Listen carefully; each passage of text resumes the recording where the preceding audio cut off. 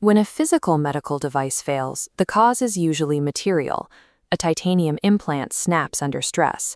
A pump bearing wears down. But software fails entirely differently. Code has no mass. It has no manufacturing tolerance to drift out of alignment, and it experiences zero physical wear and tear as it executes. Because it does not degrade, a physical failure rate does not exist for software. You cannot measure how long a line of code will last before it breaks. Instead, all software failures are systematic faults.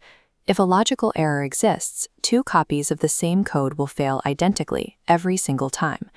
This creates a severe dilemma for regulators. An inspector cannot physically examine a compiled codebase and declare that it is safe to use on a patient. The hazard is invisible. Because the code cannot be inspected for physical defects, regulators look at the only evidence available: how it was made. The lifecycle process used to build the software is the product's entire safety argument. Before a development team writes a single line of code, they must pass the qualification test. This diagram maps the outer boundary of health software. This includes hospital rostering systems and fitness apps, software used in healthcare, but legally not a medical device. The inner boundary isolates medical device software. To cross this line, the software must claim a specific intended medical purpose for an individual patient, like diagnosing a condition or calculating a drug dose.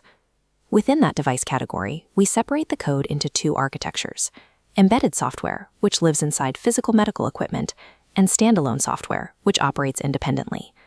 Standalone software, or software as a medical device, must pass two tests to qualify. First, it must actively act on data for a medical purpose. Software that only stores, archives, or communicates data does not qualify. It must interpret, score, or calculate. Second, it must achieve this medical purpose without being part of a physical hardware device. Notice what is missing from these tests: the platform, the physical location of the servers, and the delivery method, whether it is a mobile app, a web portal, or a cloud API, are entirely irrelevant. Qualification follows the manufacturer's written intended purpose. What you claim the software does dictates your regulatory burden, regardless of the underlying technology. Once software qualifies as a medical device, it is governed by an interlocking framework of standards, each with one strictly bounded job. This diagram places the code at the center, wrapped by a quality management system under ISO 13485. Good outcomes depend on repeatable systems. The QMS acts as a wrapper that converts individual developer competence into verifiable organizational capability. It ensures the environment is controlled. You cannot legally apply software lifecycle standards in a vacuum. If a compliant QMS is not in place, there is no foundation. Intersecting that QMS is the risk management process defined by ISO 14971. This process acts as the engine of the entire project. It runs continuously, identifying potential patient hazards throughout the entire life of the product. As the engine identifies hazards, it drives required safety controls directly into the software development plan. Both the QMS wrapper and the risk management engine must be actively running and documented before a single line of medical code is written. With the foundation set, we reach the standard that governs the software creation itself, IEC 62304. IEC 62304 asks exactly one question: was the software built under control? This standard assigns a safety class of A, B, or C to the software. Crucially, this class is based entirely on the maximum severity of harm the software can cause, never on the perceived probability of that failure occurring. But IEC 62304 leaves a critical gap. It governs the code compilation and unit testing, but it deliberately ignores the user's IT environment, installation instructions, and accompanying documentation. That gap is closed by IEC 82304-1. This standard envelops the final product. Where 62304 focuses on the development process, 82304-1 asks a different question: is the finished product safe in the hands of the actual user?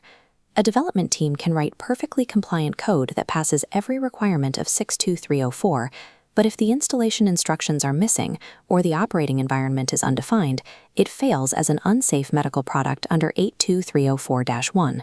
Highly experienced software engineers from the consumer tech sector routinely fail medical audits. They fail because they apply general tech logic to regulated environments, resulting in three major confusions. First is the class trap. Teams conflate their overall regulatory class, which dictates how much scrutiny a government body applies, with their software safety class, which dictates the strictness of their internal coding and testing lifecycle. They are completely different scales. Second is the testing trap. Teams conflate verification, which asks, did we build the code right, with validation, which asks, did we build the right thing for the user's clinical need? A passing unit test verifies the code. It does not validate the medical device. Third is the risk trap.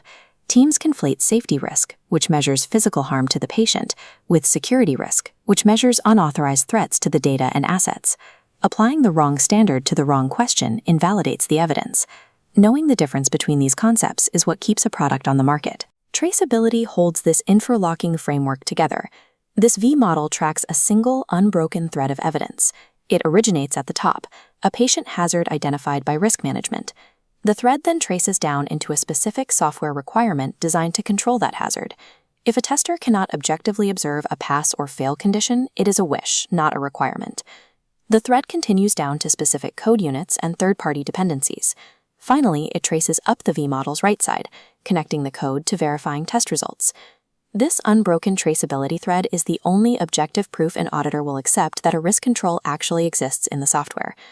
Unlike the tech sector's single push to production, medical software release is a sequenced process governed by three distinct gates. Gate 1 is software release under IEC 62304. Here, the team verifies code, locks the configuration, and logs every known anomaly. You don't ship with 0 bugs.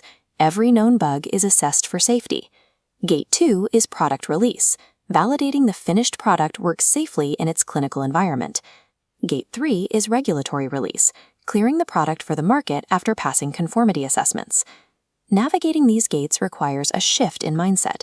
Regulatory rigor is not bureaucracy. It is the necessary translation of physical safety into a digital medium. Since we cannot test an algorithm's physical durability, strict, verifiable process rigor is our only assurance that autonomous code will not harm a patient.